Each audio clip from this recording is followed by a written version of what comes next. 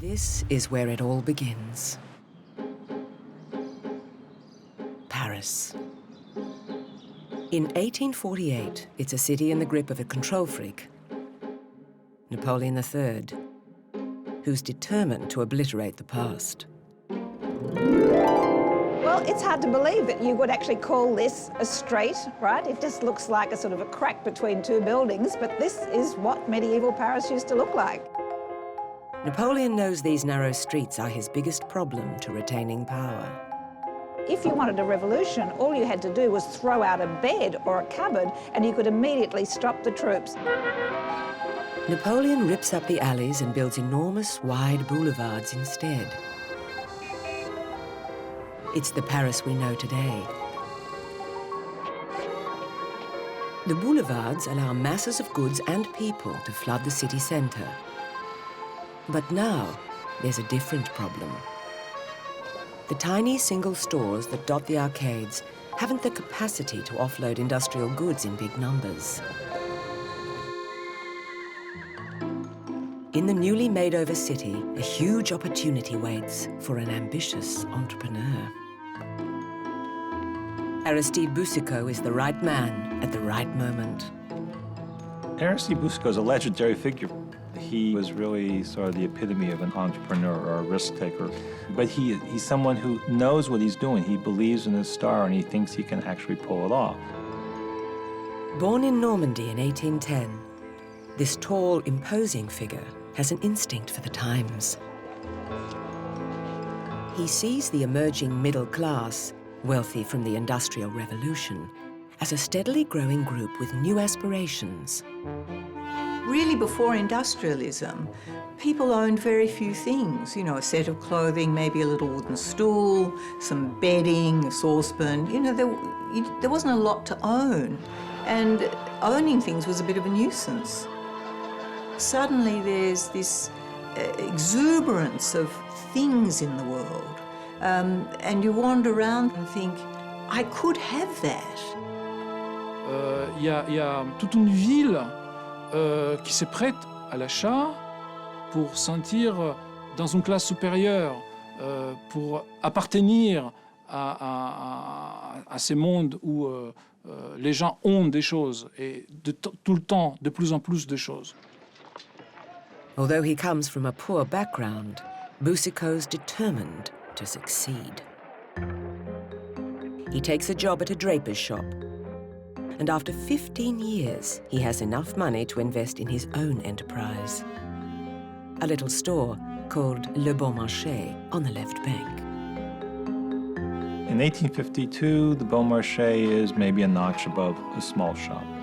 12 employees, turnover in a few hundreds of thousands, just a few departments. It's not really much. It certainly is not, no one would expect it to become the greatest department store in the world. Probablement Aristide est né avec la bosse du commerce. Si vous regardez sa statue, vous verrez qu'il a un peu une bosse sur le côté gauche et des gens disent que c'est la bosse du commerce. Boucicaut avait un génie. Boucicaut's genius is his ability to see things that most people can't. His cunning plan is to lure a sector of society that other men see as irrelevant. Women are Boucicaut's prey. At the time, it's a bold move. Respectable women like Mrs. Homemaker, Mrs. Det, and Lady Klepto are seen as a kind of subspecies to men. Désirez-vous du thé? Volontiers. Long of hair and dim of wit is the maxim of the day. In the 19th century, you get the church, science, and particularly medical science, of colluding to create an image of women as opposed to the image of men. So you get men seen as rational, energetic and serious, and so on the other side you get women who are irrational, frivolous and weak. Apparently, 19th century science proves that women's brains are infinitesimally smaller than men's. Too much mental stimulation will result in degenerate offspring. And so such dim-witted creatures must be kept safe at home. Give me a break. For an intelligent woman like Mrs. Homemaker, it's a totally mind-numbing existence. There is, however, one other view of women. Prostitution at the time was absolutely rife. The majority, and when I say the majority, I mean like 99% of men frequented a form of prostitution regularly. And it was the main form of livelihood of a huge part of the female population. Ladies, basically, at the time, you're in one of two camps. On the one hand, a common street tart, and on the other hand, a virtuous angel of the hearth, who has nothing more thrilling to do than visit the dearly departed. If I were a respectable woman in the 19th century, what we see here would constitute basically one of my big days out during the week. I'd come to visit the family tomb, I'd stroll here with members of my family, maybe with other friends, but this would be probably the high point of the week.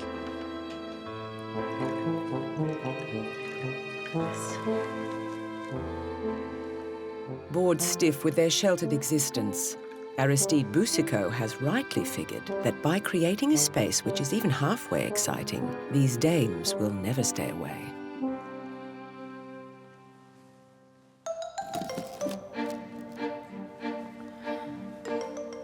Part of his plan is also to exploit women for cheap labour.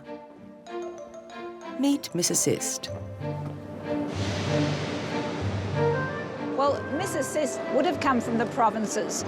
Now, she would have been a young girl, maybe in her late teens, early 20s, but she would have arrived, probably not dressed the way the Parisians are, would have got out here and would have been absolutely stunned by the size of this new Paris.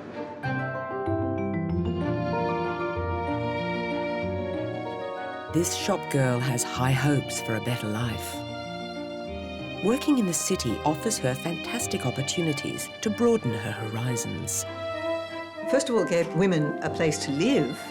They would be living in the upper regions of the store itself, so it was a home, allowing them to become much more cosmopolitan, much more independent, and to have financial resources.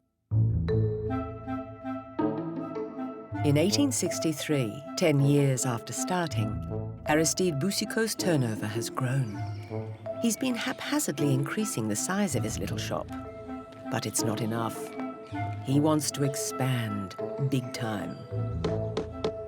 But to do it, he needs major financing.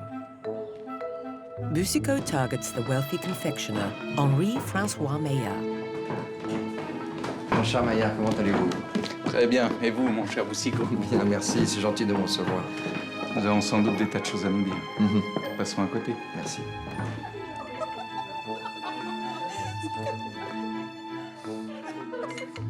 Que Maillard avait fait fortune en ouvrant des pâtisseries, probablement à succursale à New York.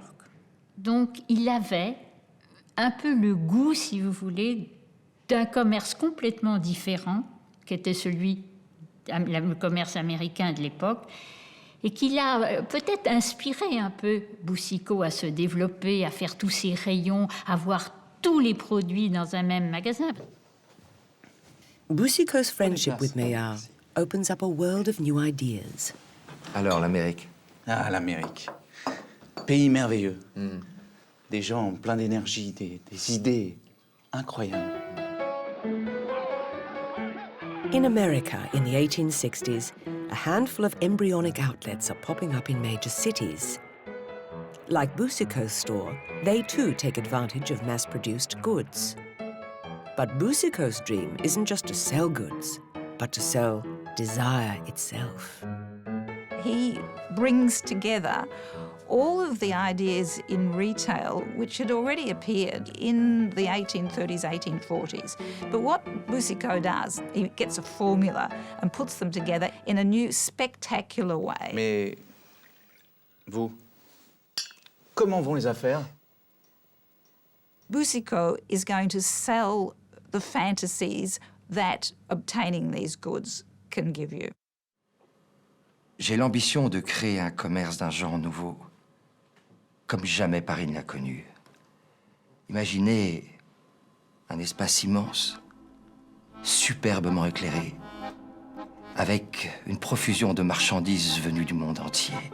Ce sera une expérience unique et une explosion de tous les sens. Ah, mon cher ami poète. Mais dites-moi, où trouverez-vous la clientèle pour remplir une telle cathédrale? La clientèle, la voilà. Boucicaut's already lured some ladies to his little store. Imagine what will happen when his palace of dreams opens. Je vous en prie. Servez. Mrs. Debt's the perfect customer. Non, merci. She's desperate to fit into the new middle class, making her a chronic shopaholic. Montrez-nous ce que vous avez acheté. Oh, non, je n'ose pas. Allez, montrez-nous. Bon. Buying to belong, she believes that goods will change her life. And yes, her life will change, but not perhaps how she imagines. Il y a vraiment des choses. Alors, ce petit mouchoir, par exemple. C'est si bon marché. And what about our hostess, Mrs. Homemaker? She's no fool. Bruxelles. Ce travail-là, cette dentelle. Vraiment très joli. Ah oui, Ça coûte un peu cher à mon goût, mais... Careful bargain hunting and a savvy selection of goods will adorn her home, making her the envy of all her friends. Je ne savais pas que vous avez acheté tout ça. Non, 20 sous, c'est pas. Oh, c'est formidable. N'est-ce pas? Exceptionnel, ce miroir. Well, well, their wealthy acquaintance, Lady Kleptomania's got a treat in store. The delicious goods are rather tempting, aren't they? Regardez. Vous ne direz rien à mon mari. She's stinking rich. She can easily afford the merchandise, but really, pinching it will be all too exhilarating. Ça sent très très bon. Mais vous avez acheté le magasin? Non, pas le magasin. Écoutez, cher ami, j'ai fait quelques emplettes. Mais bon, je vais voir. Tenez. Merci. Tenez.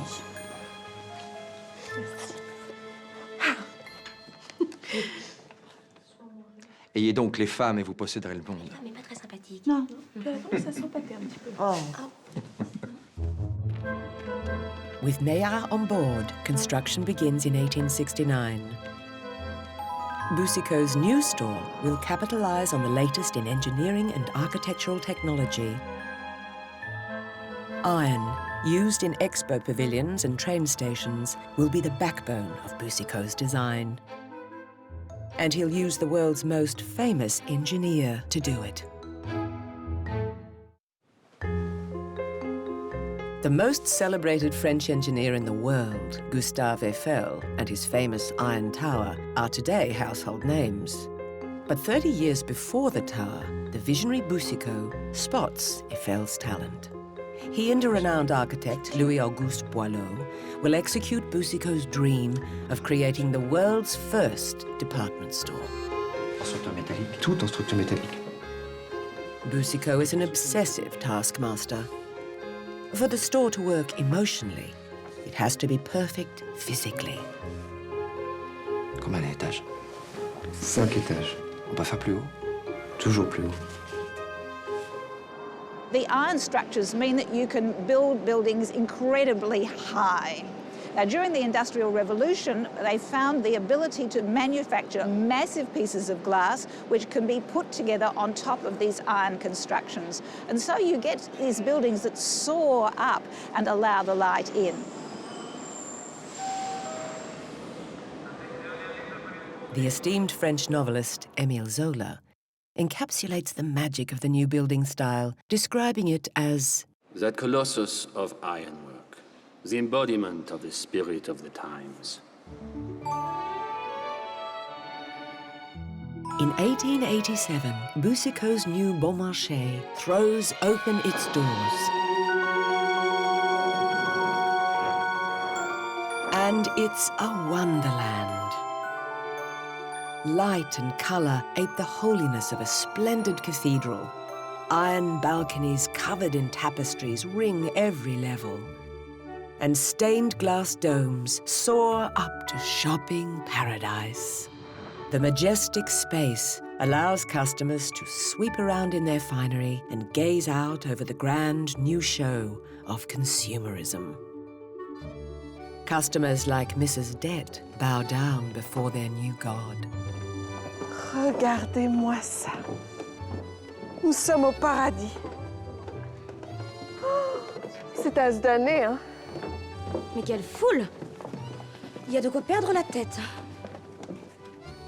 Every aspect of Boucicaut's store is new, including shopping policies that we take for granted. Free entry and a choice of goods. Sounds too simple? Today, we just call it browsing. Oh, n'est-ce pas adorable? He has another ace up his sleeve. Price tags. Oh, c'est le prix qui est une pure merveille. Il me la faut. The department store has the unusual feature of putting a price tag on things, and that was new. Before the department store, if you went into a store and bought something, you didn't actually know the price of it until the storekeeper said, "Oh, madam, you can't afford that," or "This is something you might be able to afford." But there was never a price tag, so the woman wasn't able to judge for herself, can I look at that object and desire it, will I be able to afford it? The department store gives her that opportunity.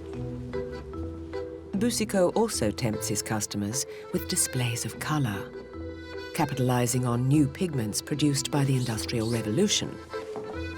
Bonjour, Monsieur Boucicaut. Bonjour, Alphonse. Qu'est-ce que vous faites là? Et pourquoi vous voulez ménager l'œil? Au contraire, il faut l'aveugler, Alphonse, il faut l'aveugler. Regardez, il faut mettre du rouge, voilà.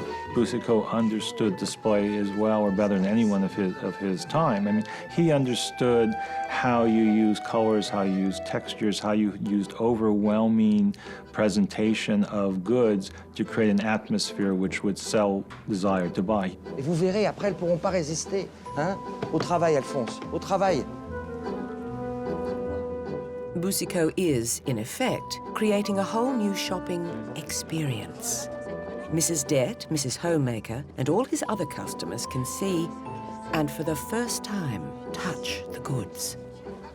Try before you buy is born. But let's face it, once you have that object in your hand, you're halfway to owning it already. Even today, if we touch something, we're much, much more likely to buy. The experience of so many products is actually done through our hands. Whether it's the furniture that we put in our bedrooms or the sheets that we sleep on. That sensual part of touching is going to be with us for our foreseeable future.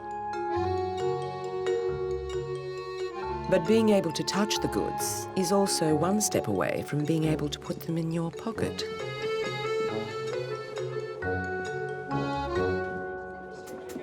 Boucicaut's other genius is putting things on sale, which has a great effect on people like Mrs. Det.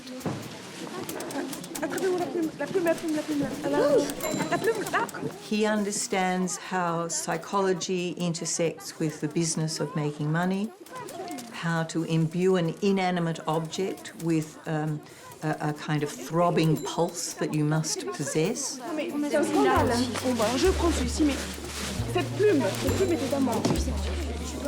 The department store's like your local drug dealer. They're on the corner dispensing what it is you're after. Once they were there, they were trapped. They were somehow caught up in this need to consume. It's almost kind of a euphoria or a kind of a magical, seductive world that they can't evade, they can't avoid.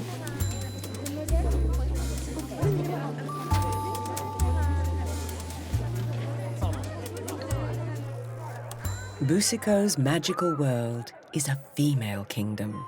He even conceives of a male coat room, a silent reading room where you can leave your husband to browse the dailies while you shop in peace. Amazingly, Boucicaut's instinct is exactly what modern research confirms today. You will spend more time shopping with your girlfriend than you will spend shopping with your husband. There is a reason why a good department store has what we call a parking lot strategy. Meaning that as you walk in, if there's a place for you to park your husband, you become a much more effective shopper. Boucicaut's winning blueprint of divine design and free customer service is very quickly copied. Other Parisian department stores like Galeries Lafayette and Printemps follow Boucicaut's lead and go to great lengths to make their stores female-friendly. In fact, in 1911, Le Printemps published a lavish colour advertisement that leaves no doubt as to who is Queen Bee at their store. Il y a une réclame publicité de Printemps des années de la fin de siècle qui dit carrément les grands magasins, le Printemps, c'est le royaume de la femme. C'est un palais enchanté, c'est le palais de caprice, c'est le palais où la femme règne, c'est le palais où la femme commande. Et dans ce sens-là, c'est révolutionnaire. And it's not just happening in Paris. Across the other side of the world, in Australia, a Russian immigrant, Sydney Meyer, also offers women a shopping paradise. For Sydney Meyer, he wanted the retail experience to be more than about shopping. It was about getting your hair done, getting your nails done. You know, even in 1914, you could get a pedicure at Meyer. That these were all making a woman feel pampered. And I think for women, that was quite a new experience for them. One of Meyer's special features is a unique dining hall, an elegant space surrounded by murals showing famous women in history. In a way, the whole dining experience paid homage to women. It caused quite a sensation at the time, and today it's one of the most elegant dining halls in Melbourne.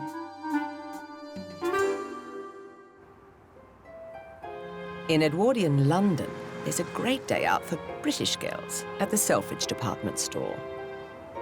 Harry Gordon Selfridge is an American upstart whose Yankee ideas revolutionise class-bound English shopping. People ask, who is Harry Gordon Selfridge? Well, to put it quite simply, he was the showman of shopping. From cricket matches and parties on his famous roof garden to in-store fashion shows direct from Paris, Selfridge brings fun and glamour to British shopping. Totally unheard of levels of customer service. You know, you could have a button sewn on your jacket if you'd lost it. You could have your gloves cleaned, your beads restrung, your glasses reground. And all of these were things that you could go and do for yourself. You didn't have to send your maid or go with your husband. Selfridge's whole policy was that people should enjoy the experience of shopping. To provide his customers with the royal service, Selfridge spends like a king. For his official opening in March 1909, he spends more money than any other retailer had ever spent before on advertising. Selfridge runs a series of newspaper pages heralding his store's arrival. It costs the equivalent of over £2.5 million in today's money. But it works. The opening adverts are translated into 26 languages, and the press feedback is incredible. He said open to the world in his ads. Being American, he was a man of the people. So it wasn't stuffy or snooty. But for a lot of the people that came here, they had never seen facilities like it. You know, they had a privy at the end of the garden. The genius of the stores is that they cater to women's needs, even the unspoken ones. In the Paris of the 19th century, public space belonged to men, not to women. However, here I am on the threshold of one of Paris's best-kept secrets. These are 100-year-old loos. Art Nouveau. Rather pretty. Toilets save women from the embarrassment of a peculiar ailment with a strange name, green disease, otherwise known as cystitis, an affliction only respectable women are diagnosed with. Green disease was caused from hanging on and not going to the toilet and from not breaking wind in public. Now, why did this happen? This was because middle-class women were supposed to be pure, ethereal creatures who really didn't have bodily functions, and so it was very difficult for them to really go outside the home. So when the Grand Magasins come and decide that they really need to keep them in the building as long as possible, what do they install? Public toilets. So this is an absolutely amazing innovation for women. And it probably would have been something that they would have liked to have gone to visit. I mean, come along, my dear, let's go to the public toilets at the Bon Marché. It would have been really an outing. The phrase, spend a penny, never rang so true. Putting in toilets and seeing the buzzing cash registers, the leading retailers then capitalise on the idea. They start marketing the store as your home away from home. Especially the showman of shopping, whose lavish gifts to his customers go straight to the heart. I'm holding a real silver key, and it's got a little ring on the end. It was a charm that would go on a charm bracelet, which was so fashionable in those days, and it was given to the guests, as he called them, not customers, guests, who came during opening week. And everybody who came into the store that week got a present. But most importantly, the key was designed to make them feel at home. And so they can go back, they can unlock the door, and they can unlock the door to their happiness. But for men, this home away from home is creating something of a problem. Now their wives are never, actually, home. A nervous shiver begins to run through the male population. Have we unleashed something we can't get back?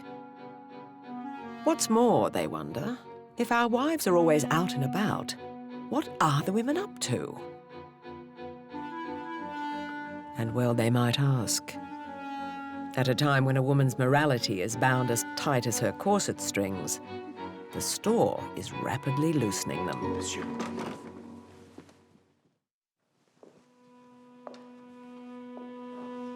In the 19th century, no virtuous woman can bear her hand in public. But at the department store, there's a new sexual freedom. Que désire madame? C'est la spécialité de la maison. Ce sont des gants de chevreau de la meilleure qualité. Voulez-vous les essayer? Ici? Bien sûr. Asseyez-vous. The stores were, in many ways, considered dangerous places because you have to remember that middle-class women of this time, when they went out, every part of their body was covered so that it wouldn't be seen. Veuillez placer votre main comme ceci.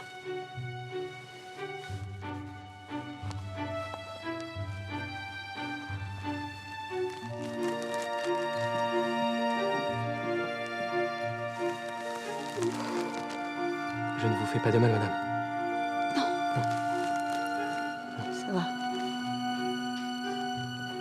Some would find it absolutely shocking, and some maybe would go to the stores more often than not to buy an awful lot of gloves. These aren't the only looks being exchanged at the store. The store, open to all, makes it possible for the newly liberated housewife to be watched as well by the courtesan. One of the things that we can point to in the department store's influences on our evolution as a species was that in the mid-19th century, it was an accelerant of social change. In the store, both sides of the female spectrum can buy the same clothes. So now, the old codes of class distinction start eroding. Moi, je porterai pas ça. How could you tell who was upper class and who was lower class? And how could you tell who was a virtuous woman and who wasn't, when basically they're all wearing the same clothes and they're all more or less frequenting the same areas, the boulevards and the shops?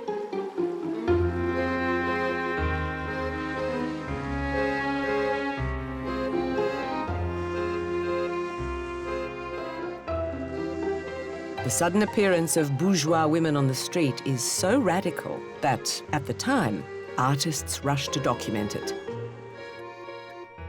Jean Béraud is a French painter celebrated for his depictions of modern life. In 1890, across 2 canvases, he jokingly illustrates the precarious identity of a woman alone on the street. Is she a prostitute or not?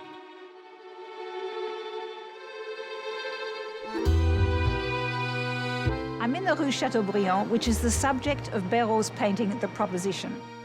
Right, there's a woman about to cross the road, there's a man standing on the other side. She's trying to make out that she's a respectable woman. You know, she's beautifully gloved, she's got the dainty little foot coming out. The man will probably come up and she'll say, oh my goodness me, sir, no, you are mistaken. You know, I'm a respectable woman. And of course that will just add to the titillation. The only way in which you can work out what happens is when you actually look at his second painting and you have the man speaking to her with his cane on an extremely jaunty sort of position. But the first painting, it's not actually sure. You know, she could be a respectable woman, and that's the whole point of the painting, this ambiguity of modernity. The joke might be in the paintings, but in London, a case of mistaken identity has serious consequences. 23-year-old seamstress Elizabeth Cass is on her way to buy gloves when she is arrested for prostitution. The police claim, no respectable woman walks alone on Regent Street, and haul her off to court. Her case is eventually overturned. But the furor over a woman's respectability worries the big department stores. On the one hand, encouraging women to stay out all day is giving them more profits than ever before. But on the other hand, the negative press claiming that the stores are leading to societal depravity can't be ignored. If the stores lose their respectability, they risk losing everything. So what do? Hire more shop girls and change the course of women's career opportunities forever. Les grands magasins participent dans un phénomène plus large d'une entrée massive des femmes dans le monde du travail. Stores figure that female workers give an aura of decorum. But it isn't easy labour, on your feet for 13 hours a day, earning minimal wage, pleasing the most ridiculous of customer whims, and finally, being attractive but not too good-looking because you don't want to put off clients with rivalry. Tout en uniforme, noir, impeccable, de la tête aux pieds. Il paraît qu'elle n'avait même pas tellement le droit de s'asseoir. J'ai lu les règlements, il serait difficile à faire passer aujourd'hui, mais c'était pour elle inattendu d'avoir un emploi, d'avoir cette sécurité. Et c'était en fait la première libération des femmes qui avaient leur propre salaire, leur autonomie, et qui finalement s'est énormément développée avec le temps. Chaise.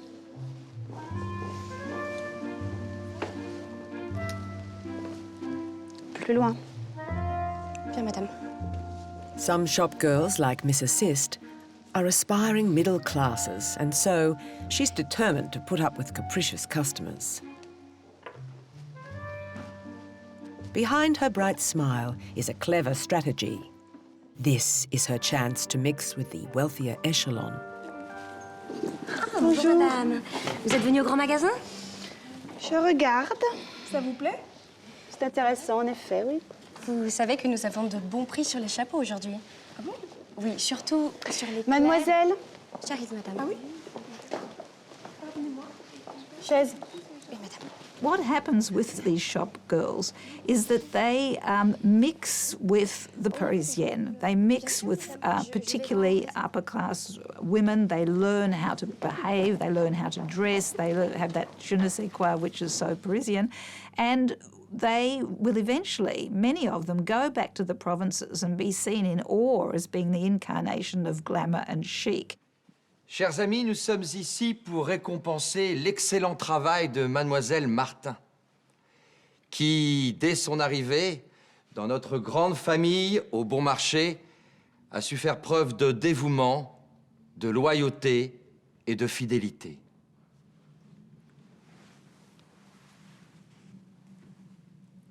For the girls who make it, the rewards can be great. In 1866, American cashier Margaret LaForge makes business history when she is appointed a Macy's executive, a world first in brow-burning progress. But it isn't just position. The American pay packet for women in senior management also has its rewards. I found this chief fashion buyer made $25,000 to $50,000 a year.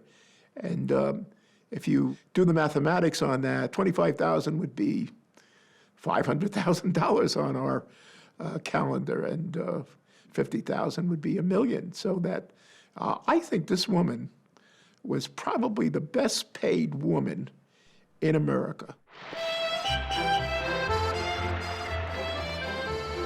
Some female employees are given the opportunities for exotic travel, like Australian department store buyer Addie Keating, who in 1919 is sent off to Japan wearing a purse of sovereigns strapped to her leg.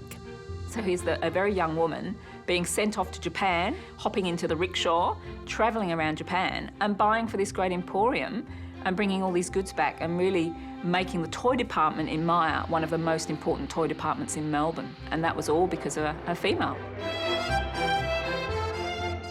Miss Keating's savvy purchasing leads to enormous increases in Myer store profits. She also pioneers trade in the Asia-Pacific region. And if all that's not impressive enough, hell, start your own empire. Louise J. trained at Le Bon Marché. Together with her husband, who also worked there, they leave to start the great department store La Samaritain. Under her guidance, La Samaritain becomes a city institution famed for great fashion and philanthropic endeavours. She actively works to alleviate the difficulties of her female staff. She sets up creches, she sets up hospitals. So she is a very good example of someone who made it from the bottom to the top.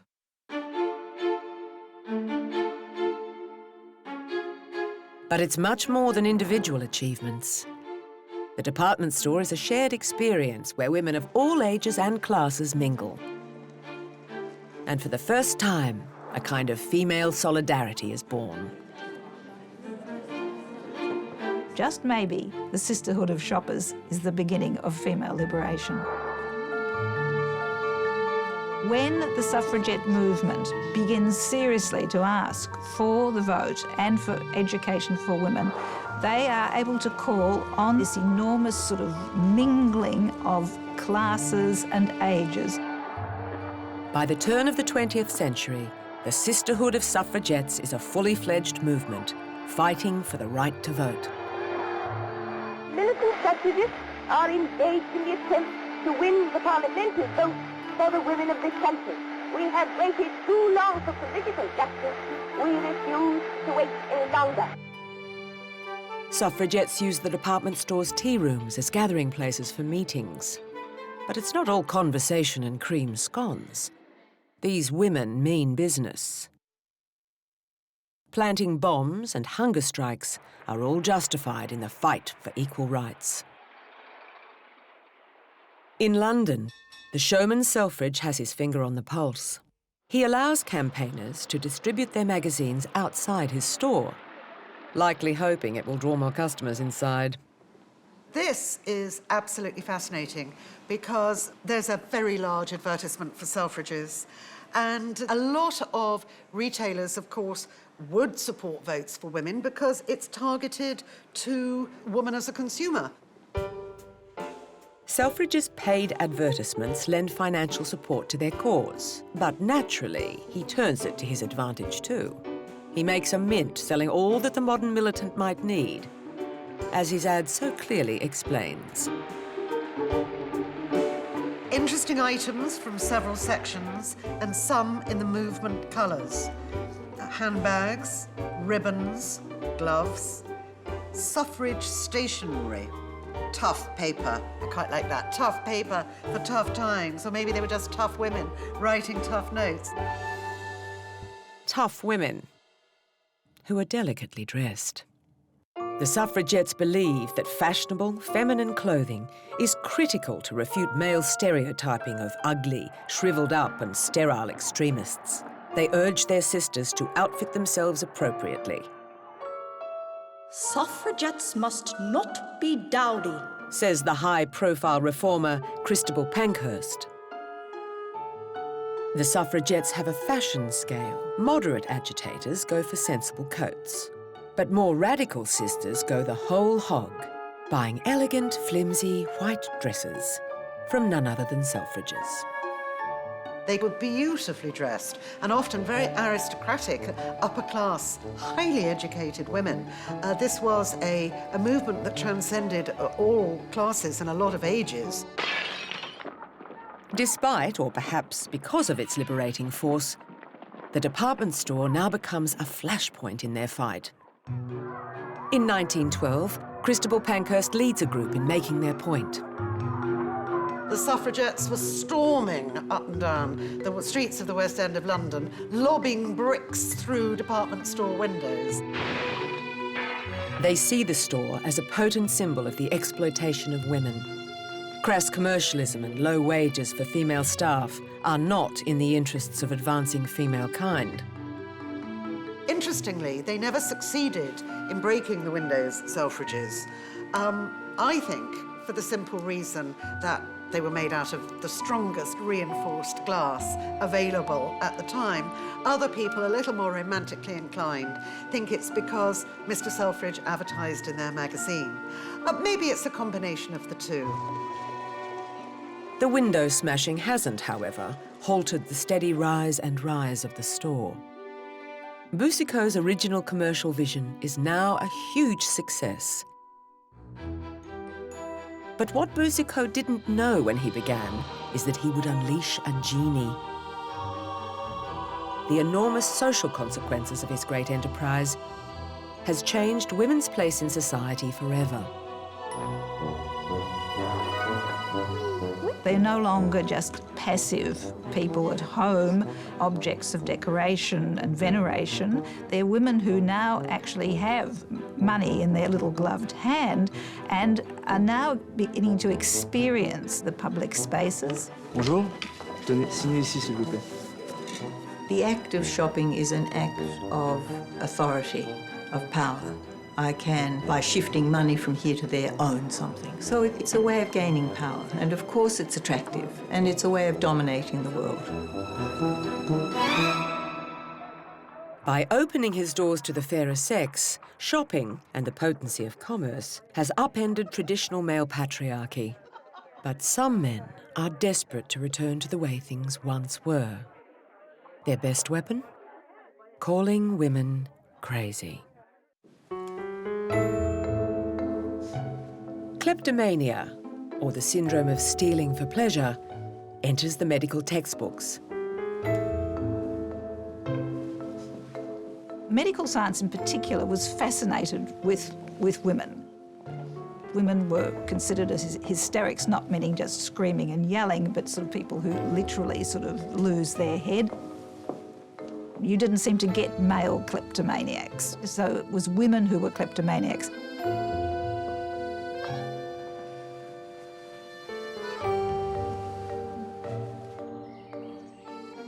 In the quiet of Lady Klepto's home, there's a sordid love affair. The whole pathology of the disease associates stealing with sex. In 1905, the Journal of Psychology reports one kleptomaniac saying, "When I can grab some silk, then I am just as if I were drunk. I tremble, although not from fear, because the sordidness of what I have just done does not occur to me at all. I can only think of one thing, to go into a corner where I can rustle it at my ease, which gives me voluptuous sensations, even stronger than those I feel with the father of my children."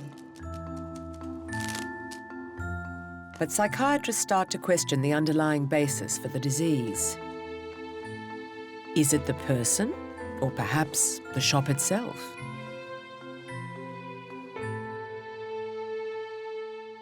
People begin blaming the store environment. Too many goods, too much temptation. It's estimated that 7 or 8 thefts happen each day at Le Bon Marché. What's perhaps most interesting about kleptomania was the choices that women were faced with when they were caught. Madame, veuillez me suivre. Pourquoi, monsieur? Madame, s'il vous plaît. They were offered the opportunity of confessing that they were basically simply stealing because they were women who were consumed with irrational impulses and basically, therefore, they couldn't help themselves. Je vous confie, madame, c'est la cliente dont je vous ai parlé. Madame, il semblerait qu'une dentelle d'Alençon manque au rayon. De quoi parlez-vous? Permettez. Se serait-elle glissée par mégarde dans vos affaires? Bon, je ne comprends pas comment elle peut se retrouver là. C'est sûrement une de vos vendeuses qui l'a glissée dans ma manche. Bon. Maintenant que vous l'avez retrouvée, je m'en vais. Nous avons déjà remarqué que vous aviez une fâcheuse tendance à déplacer nos marchandises. Peut-être souhaitez-vous faire un don à notre fondation en dédommagement? Mais c'est scandaleux, ça, mademoiselle. Votre magasin ne respecte vraiment pas sa clientèle. Vous ne savez pas qui je suis, vous allez le regretter, croyez-moi.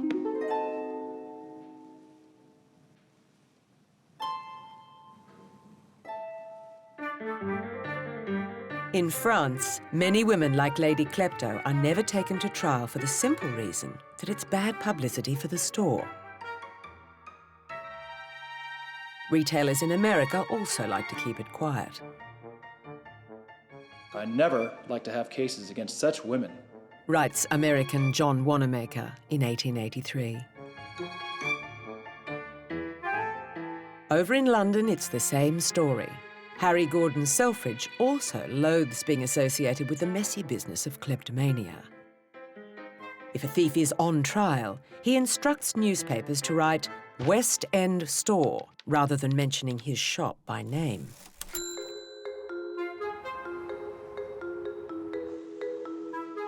Regardless of any loss in revenues, overall, the store has thrived because of women's business, and women have thrived because of the store. The department store has been an escape for mothers like Mrs. Homemaker to get out of the house, for women like Mrs. Det to buy any frippery she desires, and for Lady Klepto to discover new sensual pleasures. And of course, it's provided a way for Miss Assist to climb up the career ladder and into her own enterprise. Many of them actually start up in partnerships in shops in the provinces. It definitely is a step out of penury for women.